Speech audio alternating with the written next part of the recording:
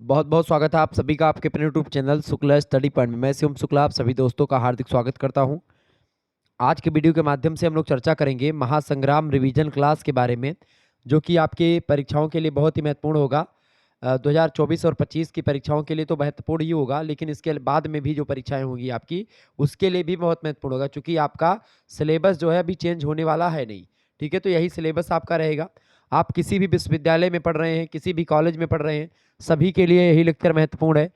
आपको बता दूं, शिक्षा शास्त्र का फर्स्ट पेपर जो है BA 6 सेमेस्टर में, उसका नाम है एजुकेशनल एडमिनिस्ट्रेशन एंड मैनेजमेंट। ठीक है, यानी कि शैक्षिक प्रशासन और शैक्षिक मैनेजमेंट, यानी कि शैक्षिक प्रबंधन।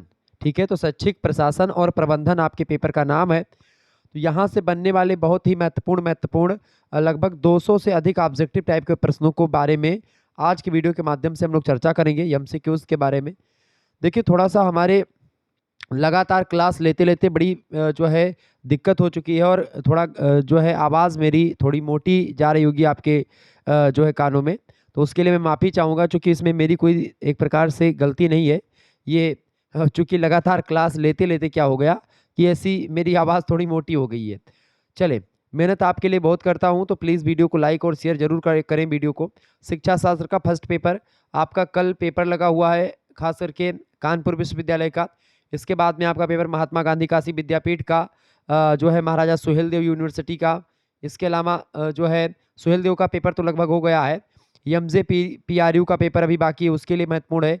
इसके अलावा माँ शाकुंभरी यूनिवर्सिटी के लिए महत्वपूर्ण है।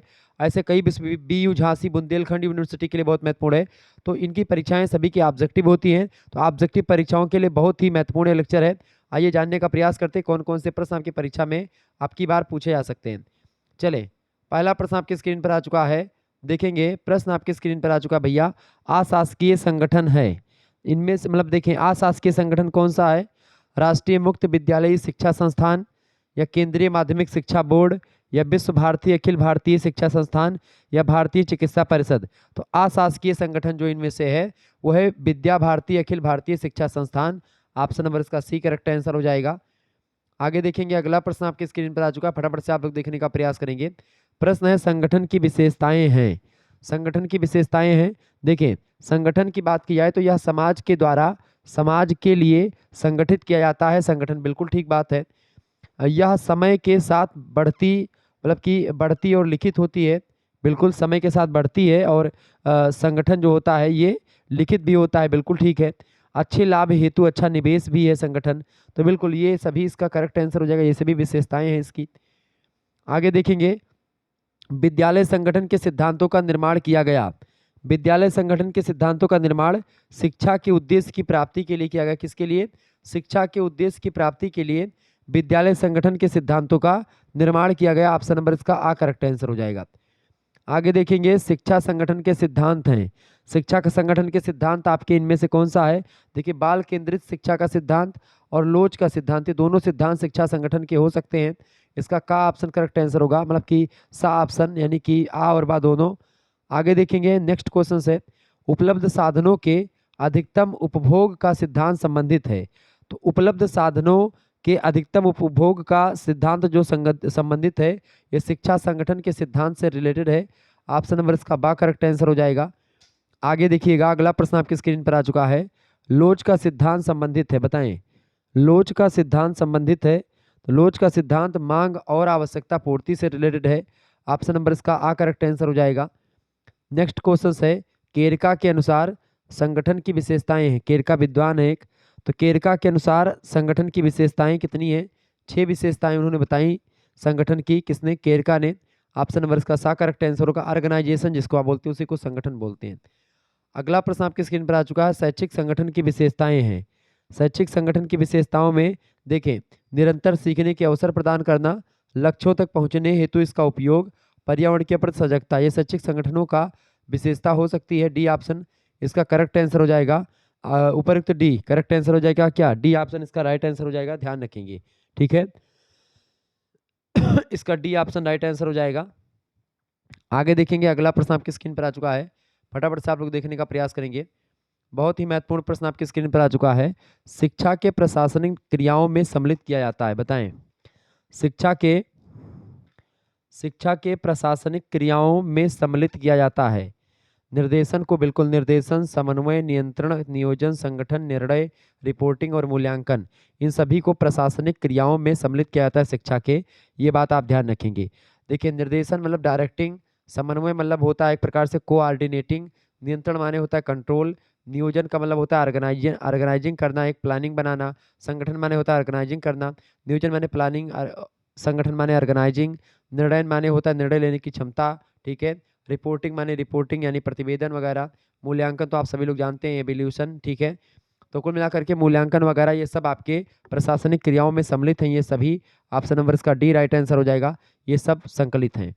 आप देखेंगे लूथर गुलिग ने जो है प्रोफेसर लूथर गुलिग ने क्या दिया था, पोस्ट गार्व की विधि दी। अभी मैं पोस्ट गार्व के बारे में आपको बताऊंगा आगे चल करके, प्रश्न रखा है मैंने। अगला प्रश्न, पुनरीक्षण समिति की स्थापना किसकी अध्यक्षता में हुई? पुनरीक्षण समिति की स्थापना किसकी अध्यक्षता में हुई?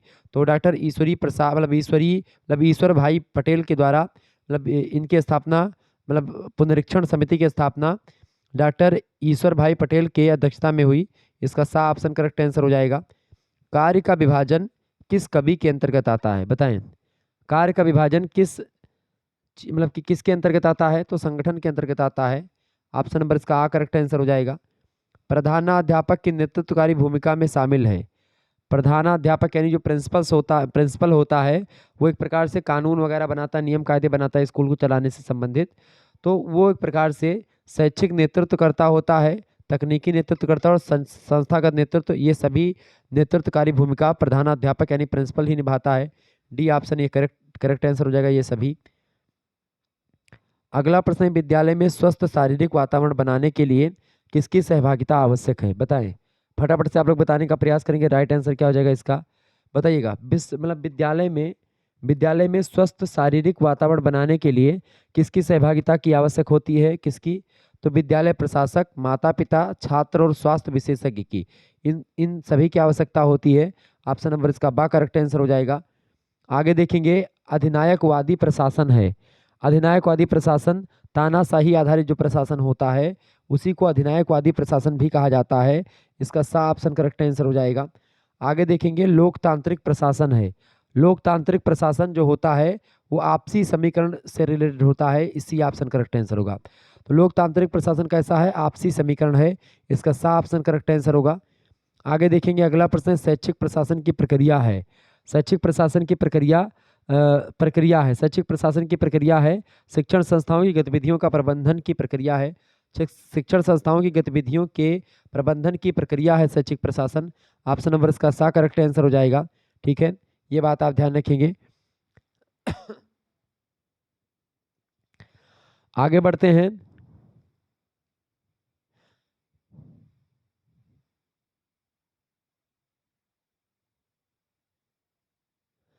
आगे देखते हैं, अगला प्रश्न आपकी स्क्रीन पर आ चुका है। फटाफट से आप लोग देखने का प्रयास करेंगे। इंपॉर्टेंट क्वेश्चन आपकी स्क्रीन पर आ चुका है, सभी लोग देखिएगा। बहुत ही जबरदस्त क्वेश्चन आपकी स्क्रीन पर आ रहा है। चलें, प्रश्न है, शैक्षिक प्रबंधन में नियोजन का कार्य है, बताएं। शैक्षिक प्रबंधन में नियोजन का क्या काम है भैया? तो शैक्षिक प्रबंधन में नियोजन का क्या काम है, फटाफट से आप बताएंगे। शैक्षिक प्रबंधन में नियोजन का क्या काम है? बिल्कुल, तो इसका काम होता है नियोजन का इच्छित लक्ष्यों के लिए भविष्य की तैयारी करना, ये नियोजन का काम होता है। ऑप्शन नंबर इसका सा करेक्ट आंसर हो जाएगा। इच्छित यानी जो लक्ष्य प्राप्ति के लिए हम लोग जा रहे हैं वो उसकी तैयारी करना ही एक प्रकार से शैक्षिक प्रबंधन में नियोजन का तात्पर्य होता है। अगला प्रश्न आपकी स्क्रीन पर आ चुका है, शैक्षिक प्रबंधन में समन्वय कार्य है, बताएं। शैक्षिक प्रबंधन में समन्वय का कार्य क्या होता है? समन्वय का काम क्या होता है भैया? समन्वय का काम क्या होता है? अभिलेखों का संग्रहण करना नहीं, कर्मचारियों की नियुक्ति करना नहीं, भविष्य की तैयारी करना नहीं, हितधारकों के बीच संघर्ष स्थापित करना, बिल्कुल मतलब कि इसका डी ऑप्शन करेक्ट आंसर हो जाएगा। ये होता है शैक्षिक प्रबंधन में समन्वय का कार्य, डी ऑप्शन। अगला प्रश्न, तालमेल बैठाना सभी लोगों के बीच में। अगला क्वेश्चन से, प्रबंधन की विशेषताओं में कौन सही नहीं है इनमें से? देखिए, प्रबंधन बहुविषयक है, बिल्कुल। प्रबंधन मतलब कि समस्यात्मक दृष्टिकोण है, नहीं। प्रबंधन अमूर्त है। प्रबंधन एक लक्ष्य उन्मुख गतिविधि है। ये तीनों बिल्कुल सही है। ये जो बी ऑप्शन में दिया यही गलत है। आगे देखेंगे, अगला प्रश्न आपके स्क्रीन पर आ चुका है, फटाफट से आप देखेंगे। प्रबंधन बहुविषयक है, इसका अर्थ है प्रबंधन बहुविषयक है, इसका मतलब क्या होता है? इसका मतलब होता है कि प्रबंधन विभिन्न विषयों के ढांचे की सहायता से विकसित किया गया है। ए ऑप्शन में दिया है इसका करेक्ट आंसर, बिल्कुल सर सही आंसर हो जाएगा ए ऑप्शन। प्रबंधन बहुविषयक है, इसका मतलब होता है प्रबंधन विभिन्न विषयों के ढांचे की सहायता से विकसित किया गया है। आगे देखेंगे, दूसरों से कम मतलब दूसरे से काम को कराने की कला क्या कहलाती है? दूसरों से काम कराने की कला को प्रबंधन कहा जाता है। एक मिनट, दूसरों से काम कराने की कला मैनेजमेंट, बिल्कुल हाँ मैनेजमेंट उसको कहते हैं। सा ऑप्शन इसका करेक्ट आंसर हो जाएगा। अगला प्रश्न, नियोजन संगठन निर्देशन नियंत्रण के कार्यों के माध्यम से किस प्रक्रिया में संस्था हेतु लक्ष्य निर्धारित और प्राप्त किए जाते हैं? तो किस प्रक्रिया में? प्रबंधन में, ठीक है, मैनेजमेंट में, डी ऑप्शन करेक्ट आंसर हो जाएगा। विद्यालय प्रबंधन एक प्राथमिक शिक्षक के किसमें प्रभावी होने की मांग करता है? बताएं। तो विद्यालय प्रबंधन एक एक प्राथमिक शिक्षक के किसमें प्रभावी होने की मांग करता है? तो क्रियाई निर्देशन, रचनात्मक प्रतिक्रिया और अनुशासन मतलब कि आत्म अनुशासन, ये सभी प्रभावी होने की मांग करता है। डी ऑप्शन ये सभी विकल्प करेक्ट आंसर हैं। आगे देखेंगे, शैक्षिक प्रबंध का प्रारंभ हुआ था। शैक्षिक प्रबंध का प्रारंभ हुआ था 20वीं शताब्दी के प्रारंभ में, बिल्कुल इसका सा ऑप्शन करेक्ट आंसर हो जाएगा। सा ऑप्शन इसका राइट आंसर हो जाएगा। आगे देखेंगे, प्रबंधन यह जानने की कला है कि आप वास्तव में क्या चाहते हैं और देखते हैं कि वे इससे अच्छे मतलब इससे सबसे अच्छे और सबसे जो है सस्ते तरीके से करते हैं। यह कहा किसने? तो इसको कहा था FW टेलर ने। इसका आ ऑप्शन करेक्ट आंसर हो जाएगा। आगे देखेंगे, अगला प्रश्न आपकी स्क्रीन पर आ चुका, फटाफट से आप लोग देखने का प्रयास करेंगे, बहुत ही महत्वपूर्ण प्रश्न है। चले, अगला प्रश्न आपकी स्क्रीन पर आ चुका है, सभी लोग देखिएगा, बहुत ही जबरदस्त क्वेश्चन है।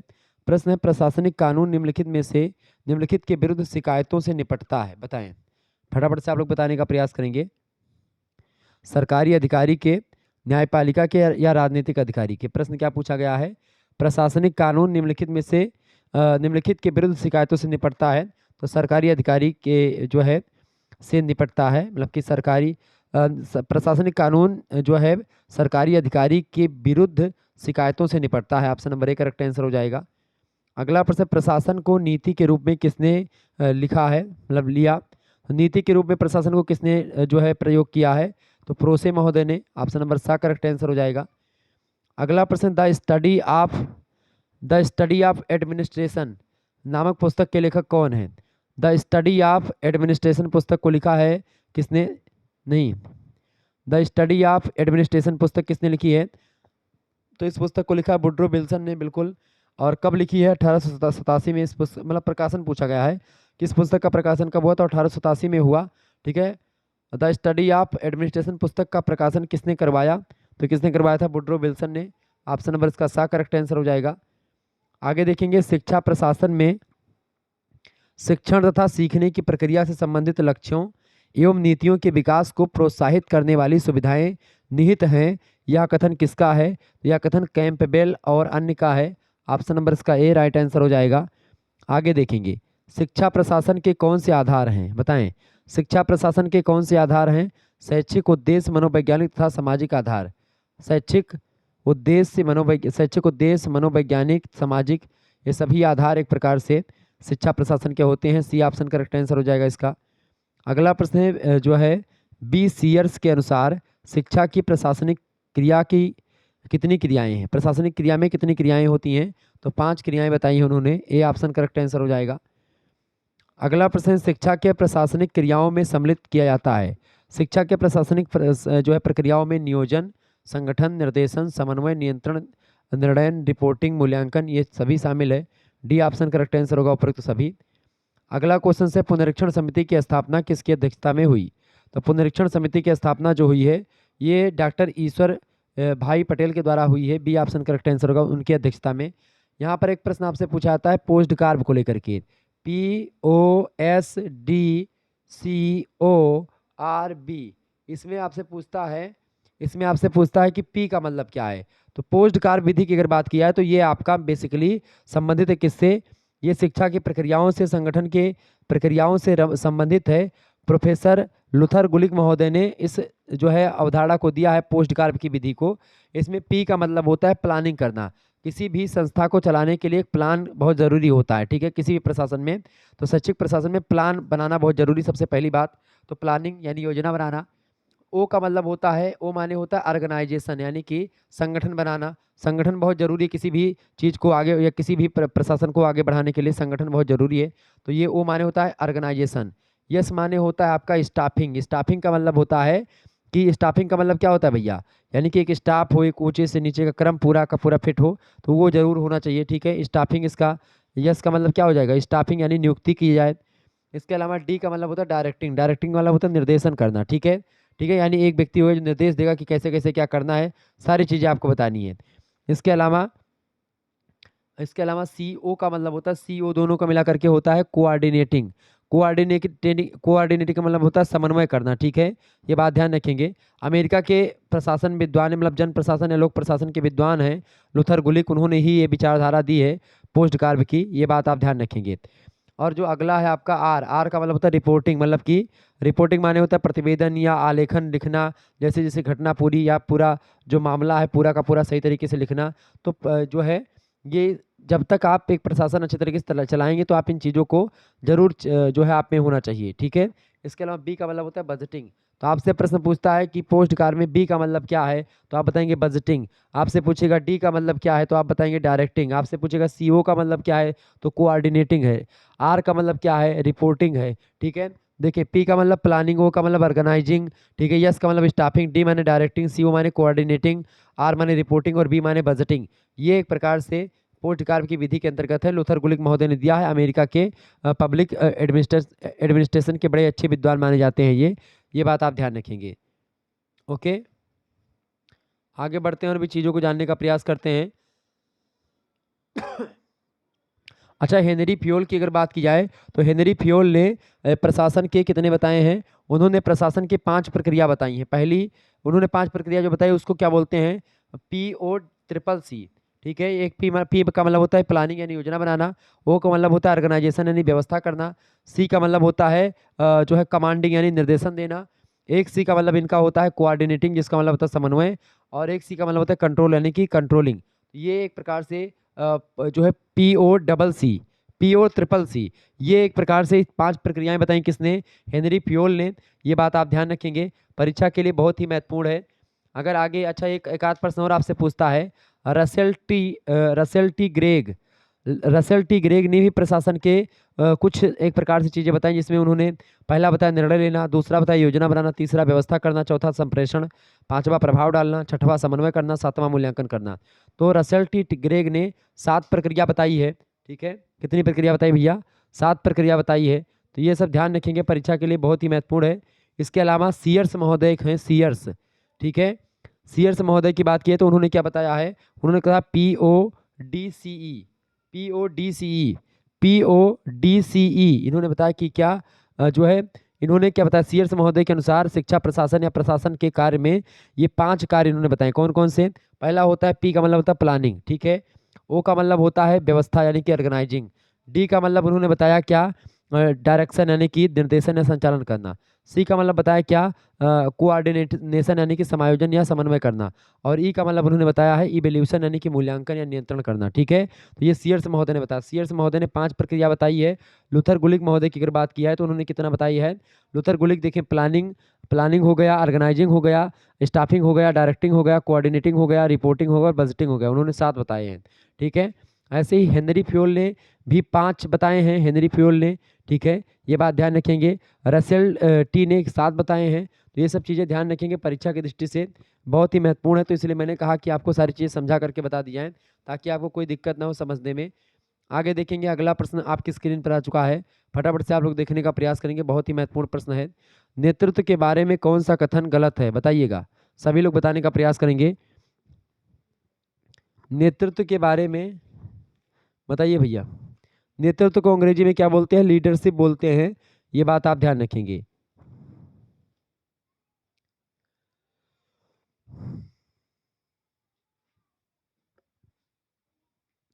प्रश्न है कि नेतृत्व के बारे में कौन सा कथन गलत है।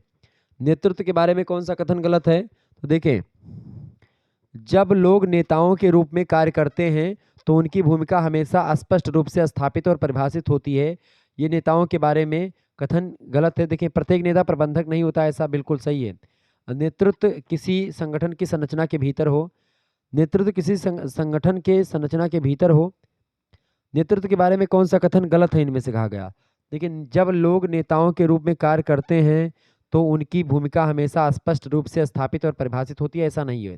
ठीक है, स्पष्ट रूप से हमेशा कोई प्रभावित नहीं होती है। यही ऑप्शन इसका गलत है। ठीक है, आगे देखेंगे। अगला प्रश्न है, किसने व्यवहार के वर्णन हेतु कर्मचारी केंद्रित और उत्पादन केंद्रित शब्दों का प्रयोग किया है? बताएं, किसने व्यवहार के वर्णन हेतु कर्मचारी केंद्रित और उत्पादन केंद्रित शब्दों का प्रयोग किया है? तो लिकर्ट महोदय ने किया है। इसका सा ऑप्शन करेक्ट आंसर हो जाएगा। आगे देखेंगे। अगला प्रश्न आपकी स्क्रीन पर आ चुका है, नेतृत्व का आकस्मिकता का सिद्धांत। नेतृत्व की आकस्मिकता का सिद्धांत इस विश्वास पर आधारित है कि किस विश्वास पर आधारित है? नेतृत्व का आकस्मिकता का सिद्धांत तो आधारित है सभी स्थितियों के लिए उपयुक्त नेतृत्व की कोई एक शैली नहीं है। इस विश्वास पर आधारित है कि सभी स्थितियों के लिए उपयुक्त नेतृत्व की कोई एक शैली नहीं है। ठीक है, इसका आ ऑप्शन करेक्ट आंसर हो जाएगा।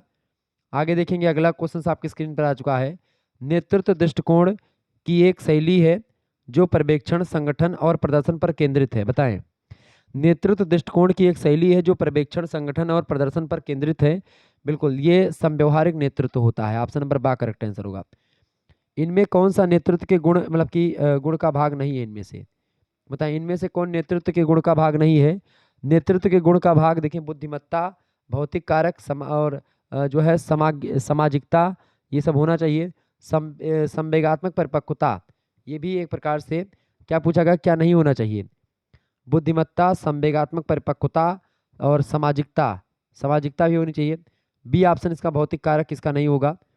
अगला प्रश्न आपके स्क्रीन पर आ चुका है, कार्य एवं अनुशासन दर्शाते हैं। बताएं, कार्य और अनुशासन दर्शाते हैं क्या भैया? कार्य और अनुशासन क्या दर्शाते हैं? फटाफट से आप लोग बताने का प्रयास करेंगे। कार्य और अनुशासन क्या दर्शाते हैं? कार्य और अनुशासन दर्शाते हैं नेतृत्व। इसका डी ऑप्शन करेक्ट आंसर होगा। अगला प्रश्न, शैक्षिक नेतृत्व शब्द लागू होता है। शैक्षिक नेतृत्व शब्द जो होता है प्रिंसिपल, प्रशासक और विभाग प्रमुख लागू होता है। ठीक है, शैक्षिक नेतृत्व जो होता है इन सभी पर लागू होता है, विभाग के प्रमुखों पर, प्रशासकों पर, प्रिंसिपल पर। डी ऑप्शन ये सभी करेक्ट आंसर हो जाएगा। नेतृत्व शैली से तात्पर्य है। बताएं, नेतृत्व शैली से क्या तात्पर्य है भैया? फटाफट से आप लोग बताने का प्रयास करेंगे। नेतृत्व शैली से तात्पर्य होता है एक नेता के व्यवहार से। ऑप्शन नंबर इसका ए करेक्ट आंसर हो जाएगा। अगला प्रश्न है, रेसिंग लिकर्ट ने नेतृत्व शैली के कितने प्रकार बताए हैं? तो रेसिंग लिकर्ट ने नेतृत्व शैली के 4 प्रकार बताए हैं। इसका बी ऑप्शन करेक्ट आंसर हो जाएगा। ठीक है, नेतृत्व शैली कितने प्रकार बताए हैं भैया? 4 प्रकार बताए हैं। किसने? 4 प्रकार कौन कौन से हैं नेतृत्व शैली के? वो हैं अधिनायकवादी यानी निरंकुश, दूसरा होता है सहभागी यानी लोकतांत्रिक, तीसरा होता है प्रतिनिधि यानी हस्तक्षेप, और चौथा होता है परिवर्तनकारी यानी लेन देन और स्थितिजन्य जिसको आप कहते हैं। ठीक है,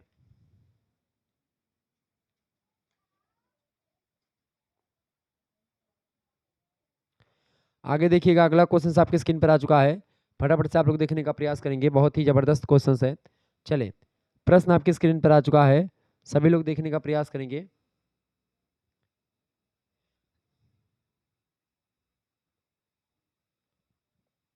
बताएं, नियोजन एक दृष्टिकोण है जो आधारित है। बताएं, नियोजन एक दृष्टिकोण है जो आधारित है किस पर? नियोजन एक दृष्टिकोण है जो तर्क संगतता पर आधारित है। इसका बी ऑप्शन करेक्ट आंसर हो जाएगा। अगला प्रश्न, शैक्षिक नियोजन आवश्यक है। शैक्षिक नियोजन आवश्यक है उद्यम की सफलता हेतु शैक्षिक नियोजन आवश्यक है। ऑप्शन नंबर इसका ए करेक्ट आंसर हो जाएगा। एक मिनट, शैक्षिक नियोजन की बात हो रही है। शैक्षिक नियोजन आवश्यक है बालक के दृष्टिकोण को व्यापक बनाना, शिक्षक के बीच बेहतर संबंध करना, पिछड़े बालकों को कम करने। तो बालक के दृष्टिकोण को व्यापक बनाना, शैक्षिक नियोजन का मतलब क्या होता है? उद्यम की सफलता। बिल्कुल, इसका ए ऑप्शन करेक्ट आंसर हो जाएगा। नेक्स्ट क्वेश्चन आपके स्क्रीन पर आ चुका है, फटाफट से आप लोग देखने का प्रयास करेंगे। इंपॉर्टेंट क्वेश्चन आपके स्क्रीन पर आ चुका है। संगठन यानी कि इंस्टीट्यूशनल नियोजन को जाना जाता है। इंस्टीट्यूशनल नियोजन यानी कि संगठन नियोजन को जाना जाता है ग्रागस्ट प्लानिंग के नाम से। सी ऑप्शन करेक्ट आंसर हो जाएगा। नेक्स्ट क्वेश्चन है, शिक्षा के गुणात्मक एवं मात्रात्मक सुधार के सभी कार्यक्रम के आधार हैं। बताएं, शिक्षा के गुणात्मक और मात्रात्मक सुधार के सभी कार्यक्रम के आधार हैं शैक्षिक नियोजन। ऑप्शन नंबर इसका डी करेक्ट आंसर होगा। आगे देखिएगा, सर्वोत्तम संभव साधनों के द्वारा विशिष्ट लक्ष्यों को साकार करने के लिए निर्णयों का एक सेट तैयार किया करने की प्रक्रिया है। तो प्रक्रिया होती है शैक्षिक नियोजन। ऑप्शन नंबर इसका ए करेक्ट आंसर होगा। Educational planning. नेक्स्ट क्वेश्चन है, कुशल और प्रभावी योजना बचाती है। कुशल और प्रभावी योजना आपके समय को बचाती है, आपके धन को बचाती है, आपके प्रयासों को भी बचाती है। ऑप्शन नंबर इसका डी करेक्ट आंसर होगा, ये सभी। अगला प्रश्न, प्रत्येक अच्छी योजना होती है, प्रत्येक अच्छी योजना जो होती है व्यवस्थित और व्यापक होती है। इसका सी ऑप्शन करेक्ट आंसर हो जाएगा। नेक्स्ट क्वेश्चन आपकी स्क्रीन पर आ चुका है, नियोजन की गुणवत्ता योजना, नियोजन की गुणवत्ता योजना निर्माण हेतु निर्भर होती है प्रक्रिया पर। ठीक है, किस पर? नियोजन की गुणवत्ता योजना निर्माण हेतु प्रक्रिया पर निर्भर होती है। बी ऑप्शन करेक्ट आंसर होगा। अगला प्रश्न, किसी संस्था विशेष के द्वारा स्वयं के विकास और सुधार के आधार पर तैयार की गई योजना क्या कहलाती है? फटाफट से आप बताएंगे। किसी संस्था विशेष के द्वारा स्वयं के विकास और सुधार के आधार पर तैयार की गई योजना संस्थागत योजना कहलाती है। ऑप्शन नंबर इसका ए राइट आंसर हो जाएगा। संस्थागत नियोजन का अर्थ क्या है? संस्थागत नियोजन का अर्थ होता है निम्नतम स्तर नियोजन। ठीक है, निम्नतम स्तर नियोजन। ऑप्शन नंबर इसका बा करेक्ट आंसर हो जाएगा। अगला प्रश्न, संस्थागत योजना यानी उपलब्ध संसाधनों का उपयोग करने के लिए एक प्रयास है। तो संस्थागत योजना क्या है? अस्पष्टतम, मतलब अस्पष्टतम है। इसका करेक्ट आंसर क्या होगा? अस्पष्टतम। संस्थागत योजना उपलब्ध संसाधनों का उपयोग करने के लिए एक अस्पष्टतम प्रयास है। ऑप्शन नंबर इसका सा करेक्ट आंसर होगा। आगे देखेंगे, अगला प्रश्न आपकी स्क्रीन पर आ चुका है, बताइएगा सभी लोग। प्रश्न आपकी स्क्रीन पर आ चुका, बहुत ही महत्वपूर्ण प्रश्न है। फटाफट से एक बार वीडियो को लाइक कर दीजिएगा, चैनल पर अगर नए हैं तो सब्सक्राइब कर दीजिएगा। वह प्रक्रिया जिसके द्वारा संगठन अपनी मानव संसाधन आवश्यकताओं को पूरा करता है, बताइए। वह प्रक्रिया जिसके द्वारा संगठन अपनी मानव संसाधन आवश्यकताओं को पूरा करता है वो होता है नियुक्ति करना। ठीक है, ऑप्शन नंबर इसका ए करेक्ट आंसर हो जाएगा। अगला क्वेश्चन आपके स्क्रीन पर आ चुका है, प्रश्न आप देखने का प्रयास करेंगे, सभी लोग देखिएगा। प्रश्न है, इकाई के लागत के रूप में जाना जाता है। इकाई के लागत के रूप में संस्था के द्वारा दिए गए कुल व्यय के छात्रों को कुल संख्या द्वारा विभाजित किया गया जाना जाता है इकाई के लागत के रूप में। ऑप्शन नंबर इसका बी करेक्ट आंसर होगा। नेक्स्ट क्वेश्चन है, संस्थान में वित्तीय प्रबंधन का उद्देश्य क्या होता है? मानव पूंजी विकास सुनिश्चित करने हेतु, धन के इष्टतम उपयोग हेतु, निवेश पर सुरक्षा सुनिश्चित करने हेतु, इन सभी ये सभी उद्देश्य होता है संस्थान में वित्तीय प्रबंधन के। ऑप्शन नंबर डी उपरोक्त तो सभी उद्देश्य होते हैं। अगला प्रश्न, इनमें कौन शैक्षणिक संसाधनों के आय का स्रोत नहीं है?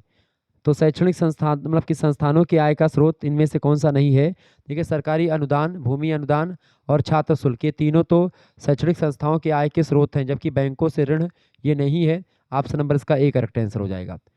आगे देखेंगे, शैक्षिक वित्त का उद्देश्य यह देखना है कि शिक्षा के लिए धन सबसे अधिक रुचि किया जाता है, बताएं। फटाफट से आप बताएंगे। शैक्षिक वित्त का उद्देश्य यह देखना है कि शिक्षा के लिए धन सबसे अधिक रुचि किया जाता है विवेकपूर्ण और उत्पादक के रूप में। बिल्कुल इसका करेक्ट आंसर हो जाएगा बा ऑप्शन, विवेकपूर्ण और उत्पादक के रूप में, बी ऑप्शन। अगला प्रश्न, शैक्षिक संस्थानों में सार्वजनिक धन से प्राप्त धन शामिल है। शैक्षिक संस्थानों में सार्वजनिक धन से प्राप्त धन जो शामिल होता है वो स्थानीय सरकार से, केंद्र सरकार से और राज्य सरकार से, इन तीनों सरकार से। ऑप्शन नंबर डी उन सभी से। अगला प्रश्न, शैक्षिक वित्त की सबसे बड़ी समस्या है। शैक्षिक वित्त की सबसे बड़ी समस्या होती है सामान्य सेवाओं के रख रखाव की। ऑप्शन नंबर इसका सा करेक्ट आंसर हो जाएगा। आगे देखेंगे, अगला प्रश्न आपकी स्क्रीन पर आ चुका है, फटाफट से आप लोग देखने का प्रयास करेंगे।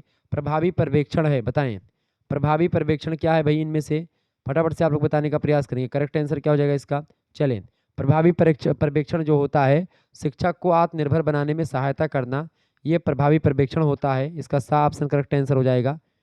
नेक्स्ट क्वेश्चन है, एक उत्तम पर्यवेक्षक है जो, एक उत्तम पर्यवेक्षक वह है जो मैत्रीपूर्ण सहायता प्रदान करता है। ऑप्शन नंबर इसका बा करेक्ट आंसर हो जाएगा। अगला क्वेश्चन है, पर्यवेक्षण का मूल उद्देश्य है। पर्यवेक्षण का मूल उद्देश्य क्या है? बालक को अधिक प्रभावी ढंग से सिखाना ही पर्यवेक्षण का मूल उद्देश्य है। इसका डी ऑप्शन राइट आंसर हो जाएगा। आगे देखेंगे, पर्यवेक्षण मुख्यतः होना चाहिए। पर्यवेक्षण मुख्यतः कैसा होना चाहिए? रचनात्मक होना चाहिए। इसका ए ऑप्शन करेक्ट आंसर हो जाएगा। नेक्स्ट क्वेश्चन है, प्रभावी और फलदायी होना चाहिए। प्रभावी और फलदायी निरीक्षण का होना बहुत जरूरी है। निरीक्षण जो है प्रभावी होना चाहिए, इफेक्टिव होना चाहिए और जो है परिणाम देने वाला होना चाहिए, यानी फलदायी होना चाहिए। अगला प्रश्न, शिक्षकों के कार्य की आलोचना में निरीक्षकों का विवेकपूर्ण होना चाहिए, बताएं। प्रश्न आपसे पूछा गया है, शिक्षकों के कार्य की आलोचना में निरीक्षकों को विवेकपूर्ण होना चाहिए। लोकतांत्रिक पर्यवेक्षण के कौन सा सिद्धांत है इनमें से? तो न्याय वो होता है। ऑप्शन नंबर इसका सा करेक्ट आंसर हो जाएगा। आगे देखेंगे निरीक्षण कम से कम 2 या 3 दिनों के लिए समर्पित होना चाहिए, यह सिद्धांत है।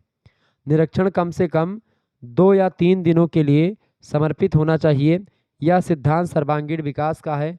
डी ऑप्शन इसका करेक्ट आंसर हो जाएगा। आगे देखेंगे अगला क्वेश्चन आपके स्क्रीन पर आ चुका है। निरीक्षण की योजना इस प्रकार बनाई जानी चाहिए कि सभी संबंधितों का सहयोग सरलता से उपलब्ध हो, यह सिद्धांत किसका है?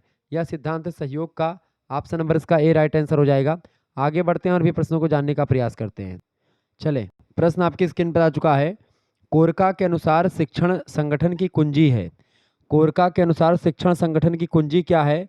तो व्यक्तिगत महारत, मानसिक मॉडल, सभा दृष्टि और टीप सीखने और सिस्टम सोच, ये सब एक प्रकार से आपका क्या है? कोरका के अनुसार शिक्षण संगठन की कुंजी है। ये सभी इसका राइट आंसर हो जाएगा। आगे देखेंगे शिक्षा के राज्यीय संस्थान 11E की स्थापना कब हुई थी? बताएं। शिक्षा के राज्य संस्थान 11E की स्थापना 1963-64 में हुई थी। इसका ए ऑप्शन राइट आंसर हो जाएगा। आगे देखेंगे विद्यालय संगठन के मूलभूत सिद्धांत हैं। विद्यालय संगठन के मूलभूत सिद्धांत कौन से हैं? देखिए, लोकतंत्र का सिद्धांत, लोच का सिद्धांत, उपलब्ध संसाधनों के अधिकतम उपयोग का सिद्धांत, ये सब विद्यालय संगठन के मूलभूत सिद्धांतों के अंतर्गत आते हैं। इसका डी ऑप्शन राइट आंसर होगा, उपरोक्त सभी। अगला क्वेश्चन आप देखेंगे विद्यालय संगठन का उद्देश्य है। विद्यालय संगठन का क्या उद्देश्य है? विद्यालय संगठन का उद्देश्य क्या है भाई? तो बालक का सर्वांगीण विकास करना। बिल्कुल राइट आंसर हो जाएगा, बी ऑप्शन इसका। नेक्स्ट क्वेश्चन आपके स्क्रीन पर आ चुका है। देखिए, विद्यालय प्रशासन के कार्यों को बांटा जा सकता है।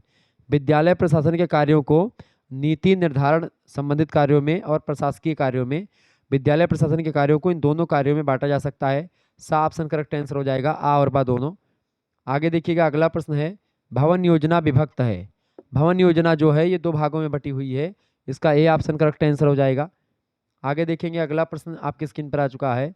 विद्यालय संगठन की स्थिति किस स्थान पर होनी चाहिए? विद्यालय संगठन की स्थिति किस स्थान पर होनी चाहिए भैया? तो ऐसे स्थान पर जहाँ की जलवायु व भूमि ना तो अधिक शुष्क हो और ना ही अधिक नम हो। ऑप्शन नंबर इसका डी करेक्ट आंसर हो जाएगा। यहाँ पर विद्यालय संगठन की स्थिति होनी चाहिए। आगे देखिएगा अगला प्रश्न आपकी स्क्रीन पर आ चुका है। फटाफट से आप लोग देखने का प्रयास करेंगे, इंपॉर्टेंट क्वेश्चन है। चलिए, प्रश्न है शैक्षिक प्रशासन में आधुनिक अवधारणा है। निरंकुश प्रशासन की अवधारणा, हस्तक्षेप नीति की अवधारणा या निरंकुश प्रशासन की अवधारणा? फटाफट से आप लोग बताने का प्रयास करेंगे। इसका राइट आंसर क्या हो जाएगा? सभी लोग बताइएगा, करेक्ट आंसर क्या हो जाएगा इसका भैया? चले, शैक्षिक प्रशासन में आधुनिक अवधारणा है, निरंकुश प्रशासन की अवधारणा, ए ऑप्शन करेक्ट आंसर हो जाएगा इसका। नेक्स्ट क्वेश्चन है, इनमें से कौन सा विश्वास प्रशासक के द्वारा प्रदर्शित किया जाता है? इनमें से देखिए, लोकतांत्रिक नेतृत्व को जीवन के एक तरीके के रूप में स्वीकार किया जाता है। बिल्कुल, विकास समूह के प्रयासों के बजाय व्यक्तियों के प्रयासों पर निर्भर करता है, प्रशासक के द्वारा प्रदर्शित नहीं, ये नहीं। इसका बी ऑप्शन करेक्ट आंसर हो जाएगा। आगे देखेंगे प्रशासन का उदय हृदय, मतलब प्रशासन का हृदय है। प्रशासन के हृदय को निर्देशन कहा जाता है। डायरेक्शन जो होता है प्रशासन का हृदय कहलाता है। ऑप्शन नंबर इसका सी करेक्ट आंसर हो जाएगा। ध्यान रखिएगा, परीक्षा की दृष्टि से इंपॉर्टेंट प्रश्न है। अगला क्वेश्चन आपकी स्क्रीन पर आ चुका है। एक अच्छे प्रशासक या प्रबंधक के सामाजिक गुणों में सम्मिलित होना चाहिए। बताएं, एक अच्छे प्रशासक या प्रबंधक के सामाजिक गुणों में सम्मिलित होना चाहिए। व्यक्तिगत आकर्षण, हास्य की भावना, सामाजिक चातुर्य और उत्तम निर्णय, ये तीनों राइट आंसर हो जाएगा, ऑप्शन नंबर डी इसका। आगे देखिएगा अगला प्रश्न है, एक शैक्षिक संस्थान में उपलब्ध साधनों में शामिल है क्या? मानव संसाधन, भौतिक संसाधन या फिर दोनों? बताएं। तो एक शैक्षिक संस्थान में उपलब्ध साधनों में शामिल है मानव संसाधन और भौतिक संसाधन दोनों। सा ऑप्शन करेक्ट आंसर हो जाएगा, आ और बा दोनों राइट आंसर हो जाएगा इसका। अगला प्रश्न, सफल प्रशासनिक नेतृत्व के लिए व्यक्ति में होना चाहिए। सफल प्रशासनिक नेतृत्व के लिए व्यक्ति में निदान और समस्या समाधान करने की क्षमता होनी चाहिए। पेशेवर नाम और उसके पास स्किल यानी कौशल होना चाहिए। बुद्धि और रचनात्मकता यानी क्रिएटिविटी और इंटेलिजेंस से परिपूर्ण होना चाहिए बच्चे को, तब मतलब व्यक्ति को, तभी वो प्रशासनिक नेतृत्वकर्ता बन पाएगा। इसका डी ऑप्शन होगा, ये सभी क्वालिटी उसके अंतर्गत होनी चाहिए। आगे देखेंगे अगला प्रश्न आपकी स्क्रीन पर आ चुका है। फटाफट से आप लोग देखने का प्रयास करेंगे। राइट आंसर इसका क्या हो जाएगा? प्रबंध क्या होता है? देखिए, EFL ब्रेक महोदय ने कहा कि प्रबंध से तात्पर्य किसी व्यावसायिक एवं शैक्षिक संस्थाओं की क्रियाओं के नियोजन एवं नियमन से होता है। ठीक है, उसने कहा था। प्रोफेसर एलन ने कहा कि प्रबंध वह कार्य है जो किसी प्रबंधक को करना पड़ता है। तो ये किसने कहा? प्रबंध वह कार्य है जो किसी प्रबंधक को करना पड़ता है, प्रोफेसर एलन ने कहा। आपसे पूछेगा प्रबंध से अर्थ पूर्व अनुमान लगाना, योजना बनाना, संगठन करना, निर्देशन करना, समन्वय करना और नियंत्रण करना है। किसने कहा? हेनरी फ्योल ने कहा था। ये बात आप ध्यान रखेंगे। आगे बढ़ते हैं और भी प्रश्नों को जानने का प्रयास करते हैं। बहुत ही ज़्यादा महत्वपूर्ण प्रश्न है ये सब, ध्यान रखिएगा, आपकी परीक्षा में 100% यही प्रश्न आने वाले हैं। चलिए, प्रश्न आपकी स्क्रीन पर आ चुका है। शैक्षिक प्रबंधन मौजूदा शैक्षिक प्रतिष्ठान मतलब प्रतिष्ठान और प्रणालियों के संगठन और प्रशासन का सिद्धांत और अभ्यास है। किसने कहा? किसने कहा भैया इसको? फटाफट से आप लोग बताने का प्रयास करेंगे। शैक्षिक प्रबंधन मौजूदा शारीरिक प्रतिष्ठान प्रणालियों के संगठन और प्रशासन का सिद्धांत और अभ्यास है। बताइए किसने कहा? टेलर और स्मिथ ने कहा, या फिर जो है पेज हुआ जेबी थॉमसन मतलब कि थॉमस ने कहा, या मैक्स वेबर ने, या फिर हेनरी फ्योल ने कहा? फटाफट से आप लोग बताने का प्रयास करेंगे। इसका करेक्ट आंसर क्या हो जाएगा? सभी लोग बताने का प्रयास करेंगे। शैक्षिक प्रबंधन जो होता है, प्रबंधन शैक्षिक प्रतिष्ठान और प्रणालियों के संगठन और प्रशासन का सिद्धांत और अभ्यास होता है। सिद्धांत और अभ्यास होता है। किसने कहा भाई इसको? फटाफट से आप लोग बताने का प्रयास करेंगे।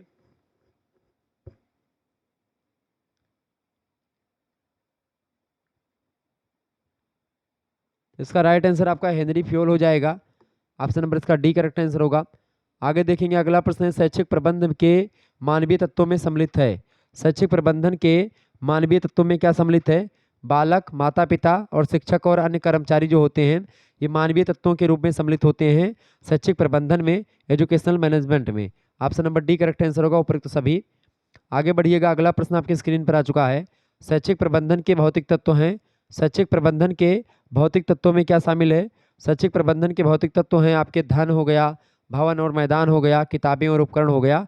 ये सब शैक्षिक प्रबंधन के भौतिक तत्व में शामिल हैं। Option number D correct answer होगा ये सभी। नेक्स्ट क्वेश्चन आपके स्क्रीन पर आ चुका है। एक प्रक्रिया जिसका उद्देश्य शिक्षा के संस्थानों को बनाए रखना और उन्हें कुशलतापूर्वक और प्रभावी ढंग से बनाना है, ये कथन किसका है? ये मतलब कि ये एक प्रकार से क्या है? शैक्षिक प्रबंधन कहा जाता है एक प्रक्रिया जिसका उद्देश्य शिक्षा के संस्थाओं को बनाए रखना, संस्थानों को, और उन्हें कुशलतापूर्वक और प्रभावी ढंग से बनाना है, उसको शैक्षिक प्रबंधन कहा जाता है। इसका सी ऑप्शन राइट आंसर हो जाएगा। आगे देखेंगे, मानव और भौतिक तत्वों से भिन्न शैक्षिक संगठन में सम्मिलित है समुदाय, विचार, कानून और विनिमय, या फिर ये सभी? बताएं। तो मानव और भौतिक तत्वों से भिन्न शैक्षिक प्रबंधन में सम्मिलित आपके विचार भी हैं, समुदाय और कानून और विनिमय। विनिमय का मतलब क्या होता है? विनियम, विनिमय, विनिमय कर लेंगे। विनिमय का मतलब क्या होता है? एक्सचेंज करना। तो ये सब एक प्रकार से मानव और भौतिक तत्वों से भिन्न शैक्षिक प्रबंधन में सम्मिलित हैं। डी ऑप्शन इसका राइट आंसर हो जाएगा ये सभी। आगे देखिएगा, अगला क्वेश्चन आपके स्क्रीन पर आ चुका है। प्रबंधन के आधुनिक अवधारणा के जनक कौन है? प्रबंधन के आधुनिक अवधारणा के जनक है हेनरी फ्योल। ऑप्शन नंबर इसका ए करेक्ट आंसर हो जाएगा। ठीक है, बहुत ही बढ़िया प्रश्न है। आगे देखेंगे, अगला क्वेश्चन है नौकरशाही प्रबंधन सिद्धांत के जनक हैं। नौकरशाही प्रबंधन सिद्धांत के जनक कौन है? तो वो है मैक्स वेबर। चूंकि नौकरशाही के बारे में मैक्स वेबर ने ही बताया था, ये बात आप ध्यान रखेंगे। प्रश्न बड़ा ही जबरदस्त है। आगे देखेंगे, अगला क्वेश्चन आपके स्क्रीन पर आ चुका है। फटाफट से आप देखेंगे, हेनरी फ्योल के सर्वाधिक प्रसिद्ध शीर्षक थे। बताएं, हेनरी फ्योल के सर्वाधिक प्रसिद्ध शीर्षक कौन से थे? एडमिनिस्ट्रेशन, इंडस्ट्रियल एंड जर्नल, ये प्रमुख शीर्षक हैं इनके। ये बात ध्यान रखेंगे, ये ऑप्शन। अच्छा, दास कैपिटल पुस्तक के लेखक कौन है? दास कैपिटल पुस्तक किसने लिखी है? कार्ल मार्क्स ने लिखी है। ये बात भी आप ध्यान रखेंगे। आगे देखेंगे, तकनीकी लोकतांत्रिक प्रबंधन सिद्धांत के जनक कौन है? तकनीकी लोकतांत्रिक प्रबंधन सिद्धांत के जनक हैं हेनरी स्मिथ। ऑप्शन नंबर इसका सी करेक्ट आंसर होगा। बहुत ही बढ़िया प्रश्न आपकी स्क्रीन पर आ चुका है। और अच्छा, नौकरशाही प्रबंधन सिद्धांत के जनक है मैक्स वेबर, और आपके जो प्रबंधन के आधुनिक अवधारणा के जनक हैं वो हेनरी फ्योल, और तकनीकी लोकतांत्रिक प्रबंधन के जो सिद्धांत के जनक हैं वो हैं हेनरी स्मिथ।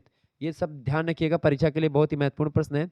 आगे बढ़ते हैं और भी प्रश्नों को जानने का प्रयास करते हैं। एक बार वीडियो को लाइक कर दीजिए, चैनल पर अगर नए आए हैं तो सब्सक्राइब जरूर कर दीजिएगा, और वीडियो को शेयर कर दीजिए सभी दोस्तों के पास। अगला प्रश्न आपकी स्क्रीन पर आ चुका है, सभी लोग देखने का प्रयास करेंगे। बहुत ही जबरदस्त प्रश्न है। राष्ट्रीय शैक्षिक अनुसंधान एवं प्रशिक्षण परिषद, बताएं, राष्ट्रीय शैक्षिक अनुसंधान एवं प्रशिक्षण परिषद की स्थापना कब हुई? बताइएगा। राष्ट्रीय शैक्षिक अनुसंधान प्रशिक्षण अनुसंधान एवं प्रशिक्षण परिषद की स्थापना 1962 में हुई। सी ऑप्शन इसका करेक्ट आंसर हो जाएगा। अगला प्रश्न है, राष्ट्रीय शिक्षा संस्थान NIE राष्ट्रीय शिक्षा संस्थान स्थित है कहाँ पर? नई दिल्ली में। ए ऑप्शन करेक्ट आंसर हो जाएगा। भारत में कितने क्षेत्रीय शिक्षा कॉलेज RCE हैं? बताएं। भारत में कितने क्षेत्रीय शिक्षा कॉलेज यानी RCE कितने हैं? तो 4 हैं। ऑप्शन नंबर इसका A करेक्ट आंसर हो जाएगा।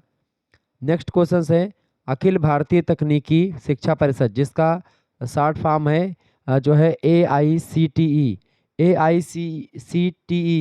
की स्थापना किस समिति की सिफारिश पर हुई थी?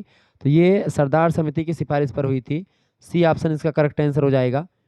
अगला क्वेश्चन है, निम्न में से केंद्र विश्वविद्यालय कौन से हैं? मतलब केंद्रीय विश्वविद्यालय। देखिए, इनमें से आपका लखनऊ विश्वविद्यालय लखनऊ में जो स्थित है ये आपका स्टेट यूनिवर्सिटी है, तो ये है नहीं। श्री साहू जी महाराज यानी छत्रपति साहू जी महाराज जो स्टेट यूनिवर्सिटी है आपकी वो कानपुर में है, कल्याणपुर में, तो वो भी नहीं है। छत्रपति साहू जी महाराज का पेपर भी आपका कल लगा हुआ है इसका शिक्षा शास्त्र का, उसके लिए बहुत महत्वपूर्ण है लेक्चर। देखिए, छत्रपति साहू जी महाराज कानपुर विश्वविद्यालय कल्याणपुर में स्थित है, मैं तो गया हूँ कई बार। तो यहाँ पर एक प्रकार से नहीं है, मतलब कि ये भी केंद्रीय विश्वविद्यालय नहीं, स्टेट यूनिवर्सिटी है। मदुरई कामराज विश्वविद्यालय, मदुरई में ये भी आपका स्टेट है। हैदराबाद विश्वविद्यालय जो है हैदराबाद में जो स्थित है ये आपका केंद्रीय विश्वविद्यालय है। इसके अलावा केंद्रीय विश्वविद्यालय आपका इलाहाबाद यूनिवर्सिटी केंद्रीय विश्वविद्यालय है। इलाहाबाद में जो प्रोफेसर रज्जू भैया स्टेट यूनिवर्सिटी है वो नहीं, वो तो आपका स्टेट है, लेकिन आपका जो ये है क्या बोलते हैं इलाहाबाद यूनिवर्सिटी आपकी ये केंद्रीय विश्वविद्यालय है। ठीक है, ये बात ध्यान रखेंगे। इसके अलावा केंद्रीय विश्वविद्यालय में आपका बनारस हिंदू यूनिवर्सिटी हो गया, BHU से तो मैंने MA की पढ़ाई भी करी है और मैंने लगभग 2-2.5 साल रहा बनारस में BHU में, तो बड़ा अच्छा लगा और बहुत ज़बरदस्त माहौल है पढ़ाई का। तो अगर आप में से MA वगैरह करना चाहेंगे मतलब कि कभी, तो आप लोग करेंगे कैसे? आप जो है CUET का फॉर्म अब तो पढ़ने लगा है, नहीं तो पहले तो डायरेक्ट जो है एक प्रकार से वो होता था, क्या बोलते हैं एंट्रेंस होता था और यूनिवर्सिटी अपना एंट्रेंस खुद करवाती थी, लेकिन अब CUET के अंतर्गत होता है। ठीक है, तो CUET जो है उसको आप फॉर्म डालें, उसमें अपना जो है चूज करें BHU। तो देखिए BHU जो है बड़ा ज़बरदस्त कॉलेज है। इसके अलावा DU JNU ये सब आपके DU JNU AMU, ठीक है, और ये आपका AU यानी इलाहाबाद यूनिवर्सिटी, ठीक है, JNU मैंने जवाहरलाल नेहरू जो दिल्ली में है, इसके अलावा JNU जिसको बोलते हैं, और DU आपका होता है दिल्ली विश्वविद्यालय, दिल्ली यूनिवर्सिटी, वो भी बड़ी ज़बरदस्त है। दिल्ली विश्वविद्यालय में मेरे कई सारे जो है दोस्त हैं जो कि PhD कर रहे हैं इस समय। तो BHU में तो लगभग पूरा का पूरा जो है विश्वविद्यालय ही पहचानता है। राम मनोहर लोहिया तो हमारे घर के पास है थोड़ी दूर पर, तो ये तो मैं जाता आता रहता हूँ, तो इसमें कोई दिक्कत नहीं है। सिद्धार्थ यूनिवर्सिटी भी गया हूँ। MLK PG कॉलेज जो है सिद्धार्थ यूनिवर्सिटी का बड़ा ज़बरदस्त कॉलेज है, वहाँ पर भी मैं कई बार गया हूँ। इसके अलावा ये क्या बोलते हैं ये कॉलेज जो है अपना LBS में एक प्रकार से कई बार मैं आया गया हूँ।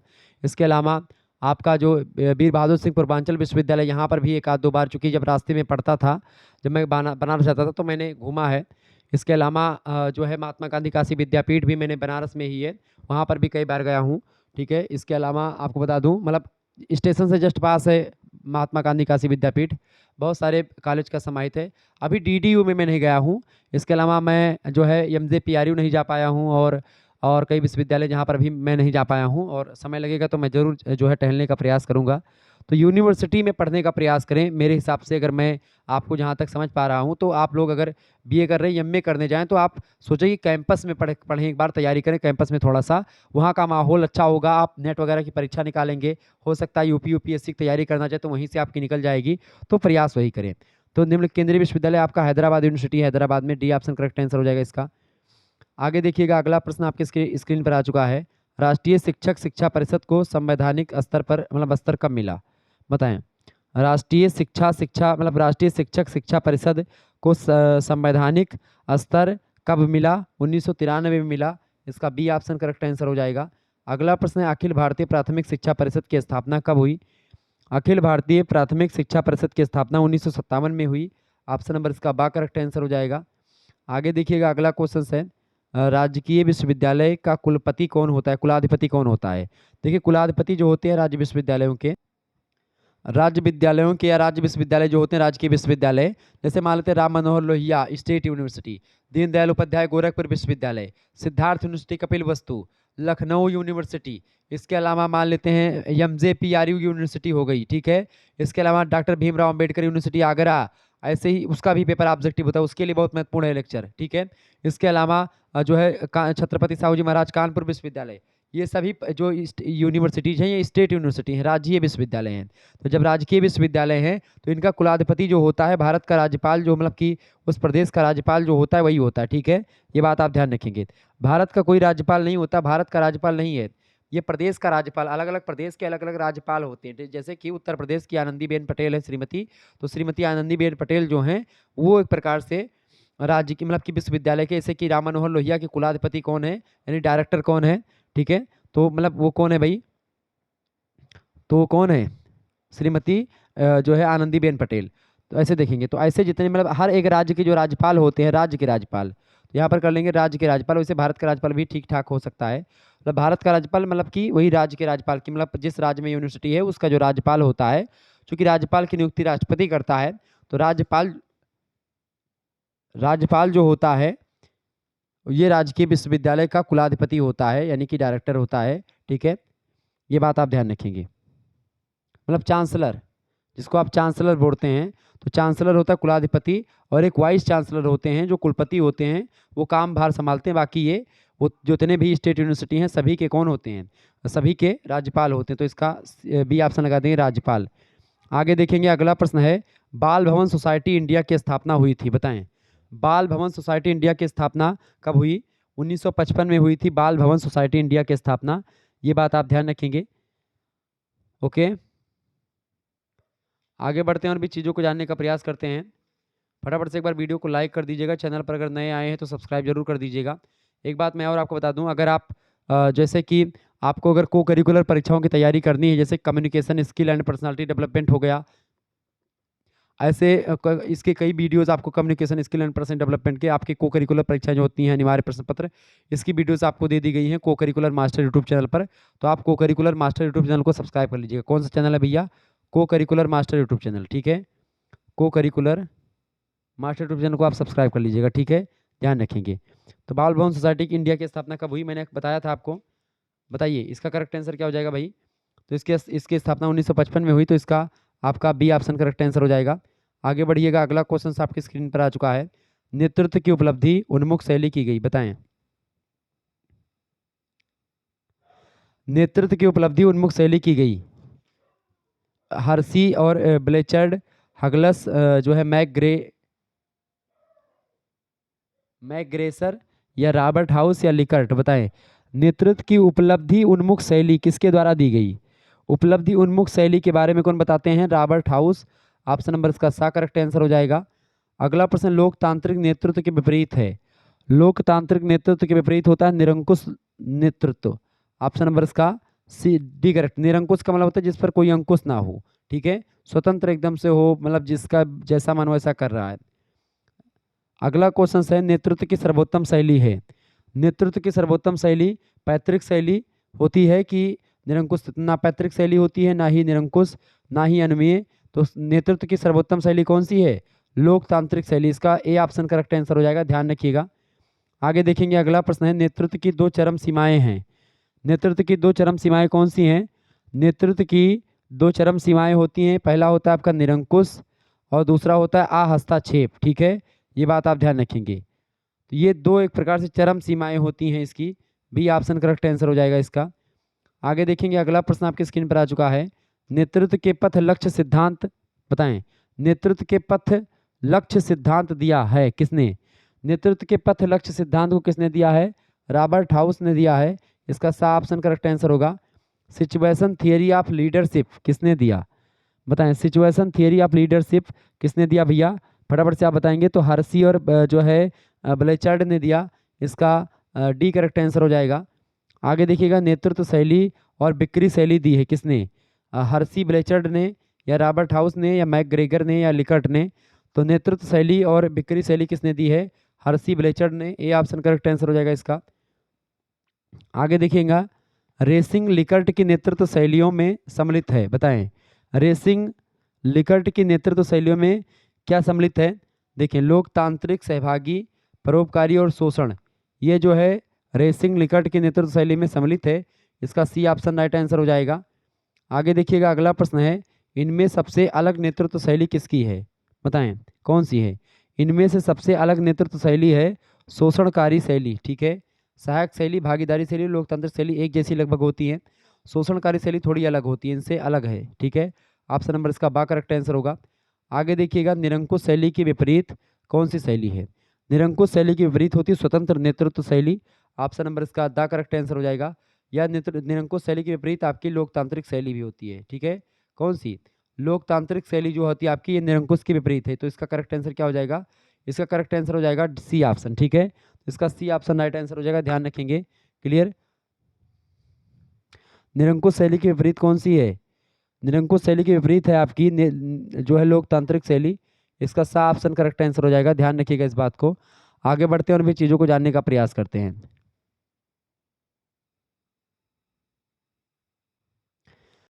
आगे देखेंगे, अगला प्रश्न आपकी स्क्रीन पर आ चुका है। चलिए,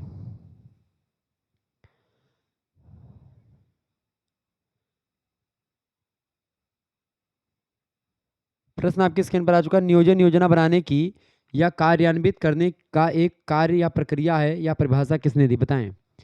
प्रश्न आपसे पूछा गया है, नियोजन जो है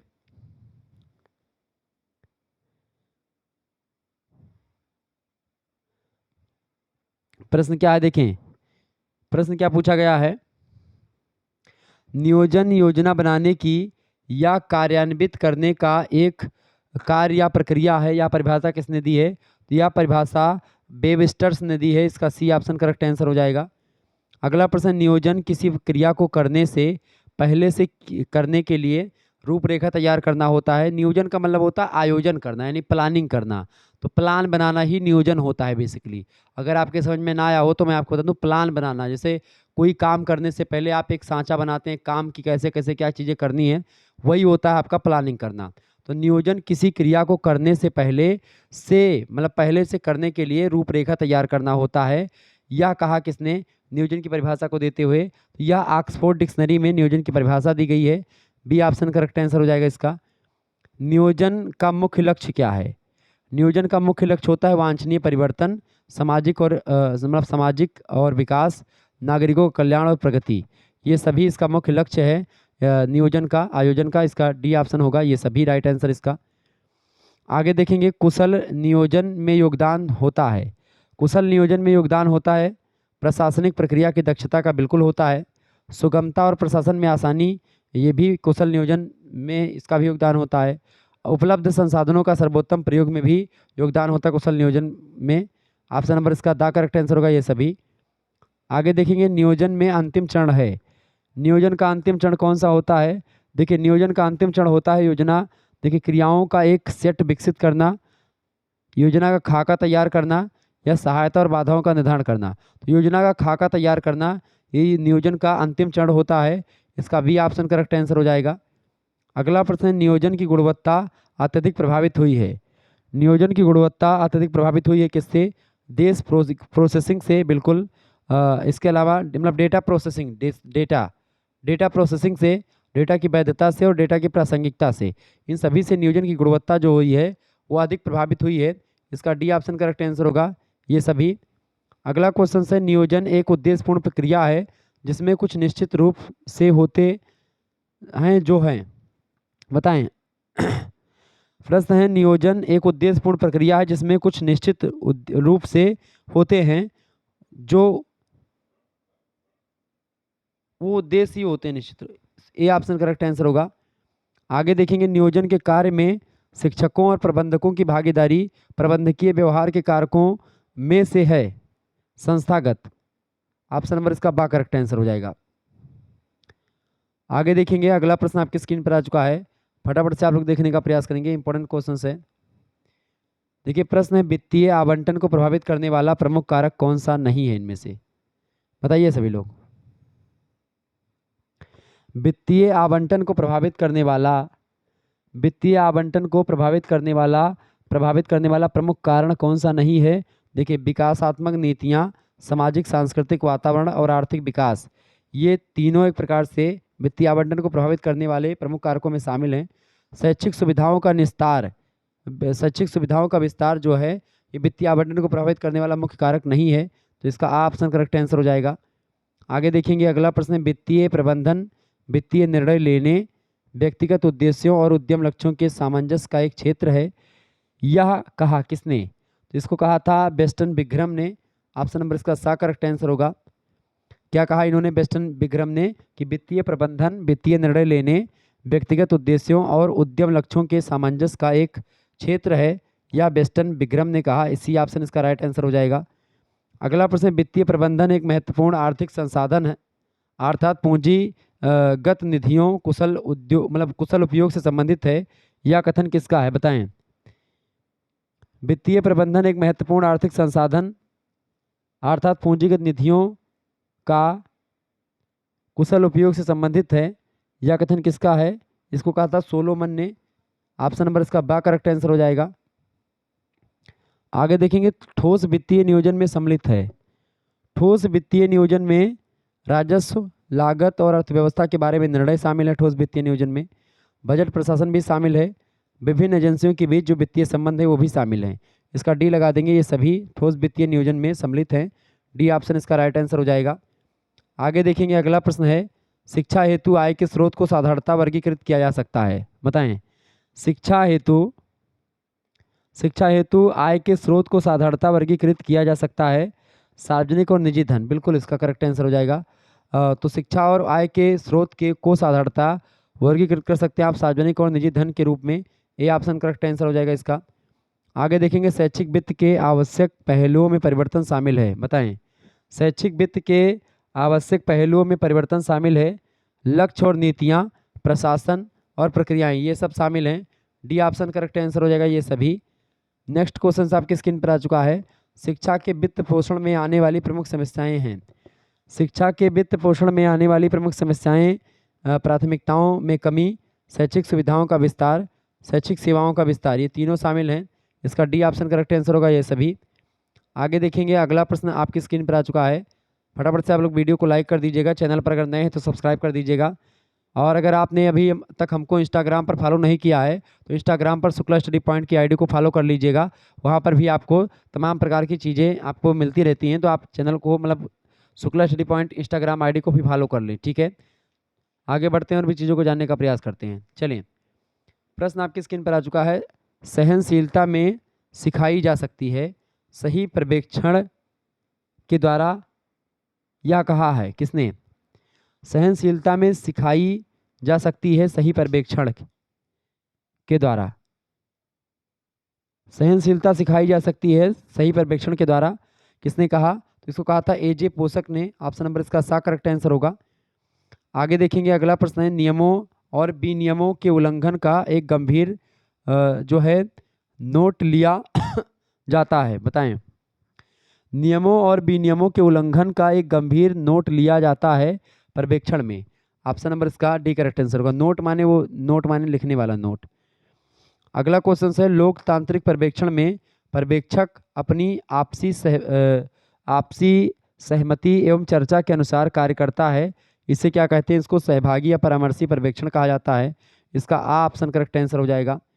आगे देखिएगा अगला प्रश्न आपकी स्क्रीन पर आ चुका है, फटाफट से आप देखेंगे। प्रश्न आ चुका है, अनुशासनहीनता अधीनस्थों से निपटने के लिए जिस प्रकार के पर्यवेक्षण ही सहायता की ली जाती है, मतलब जिस प्रकार के पर्यवेक्षण की सहायता ली जाती है, इसे क्या कहते हैं? बताइए। अनुशासनहीनता अधीनस्थों से निपटने के लिए जिस प्रकार के पर्यवेक्षण की सहायता ली जाती है उसको निरंकुश पर्यवेक्षण कहा जाता है। ऑप्शन नंबर इसका बी करेक्ट आंसर हो जाएगा। नेक्स्ट क्वेश्चन आपकी स्क्रीन पर आ चुका है, पर्यवेक्षण कार्य की गुणवत्ता में सुधार के लिए अधीनस्थ से मदद करने की प्रक्रिया, एक प्रक्रिया बताएं। पर्यवेक्षण कार्य की गुणवत्ता, पर्यवेक्षण जो होता है वो कार्य की क्वालिटी में सुधार के लिए अधीनस्थ में मदद करने की एक प्रक्रिया है। यह कथन किसका है? इग्बो का कथन है। ऑप्शन नंबर इसका सा करेक्ट आंसर हो जाएगा। आगे देखेंगे, पर्यवेक्षण शिक्षण कार्य को बेहतर बनाने में सहायता कर रहा है। यह कथन किसका है? तो शिक्षण कार्य को बेहतर बनाने में सहायता कर रहा है कौन? प्रबंधन। यह कथन किसका है? यह कथन किसने कहा था भैया? इग्बो ने कहा था। ऑप्शन नंबर इसका डी करेक्ट आंसर हो जाएगा। आगे बढ़ते हैं, अगला क्वेश्चन आपकी स्क्रीन पर आ चुका है, फटाफट से आप लोग देखने का प्रयास करेंगे। प्रश्न है, अपने अधीनस्थों के प्रति पर्यवेक्षकों के व्यवहार के अनुसार कहते हैं पर्यवेक्षण की तकनीक। ठीक है, अनुसार पर्यवेक्षण की तकनीक कहते हैं। ऑप्शन नंबर इसका ए करेक्ट आंसर हो जाएगा। इस तरीके से आप लोगों ने बहुत सारे प्रश्नों को समझा, जो कि बहुत ही महत्वपूर्ण प्रश्न थे। आप सभी लोग इस वीडियो को एक दो बार और देख लीजिएगा। बाकी इससे पहले एक मॉडल पेपर मैंने और दिया है। आप लोग लगातार कमेंट कर रहे थे कि सर जी एक जो है महासंग्राम टाइप की क्लास दे दीजिए जिसमें कई प्रश्न आपको बताए जाएँ। तो मैंने कहा बिल्कुल आपके लिए व्यवस्था करनी चाहिए, तो मैंने जो है आपके लिए लेक्चर दिया ये। आप लोग जो है उस मॉडल पेपर को भी देख लीजिएगा, प्लेलिस्ट में आपको वीडियो मिल जाएगी, और यह भी आप देख लीजिएगा। बाकी सेकंड पेपर का भी आपको मैं सेकंड पेपर का वीडियो जो है ऑलरेडी अपलोडेड है, और भी मैं प्रयास करूंगा कि एक आध मॉडल पेपर और आपको दे जाएं ऐसे इसी तरीके से। तो आप सभी लोग कानपुर विश्वविद्यालय वाले, डॉक्टर भीमराव अम्बेडकर विश्वविद्यालय, जितने भी छात्र छात्रा हैं वो सब, जितने भी कॉलेज के हैं वो सब, इसके अलावा जो है BU झांसी वाले यानी Bundelkhand university, Rohilkhand university, MJPRU, इसके अलावा और भी विश्वविद्यालय जैसे कि खास करके आपके महात्मा गांधी काशी विद्यापीठ वालों, माँ शाकुंभरी विश्वविद्यालय वाले, जितने भी छात्र छात्राएं हैं सभी लोग इस वीडियो को लाइक कर दीजिए, शेयर कर दीजिए, क्योंकि आपके लिए बहुत ही बेस्ट है, बहुत ही महत्वपूर्ण है लेक्चर, आपकी परीक्षा के लिए बहुत ही बेहतर है ये। धन्यवाद। ठीक है, तो आप इस वीडियो को 2 से 3 बार देख लीजिएगा। बहुत बहुत धन्यवाद। मिलते हैं फिर नेक्स्ट वीडियो में, तब तक के लिए जय हिंद जय भारत। आप सभी का बहुत बहुत धन्यवाद।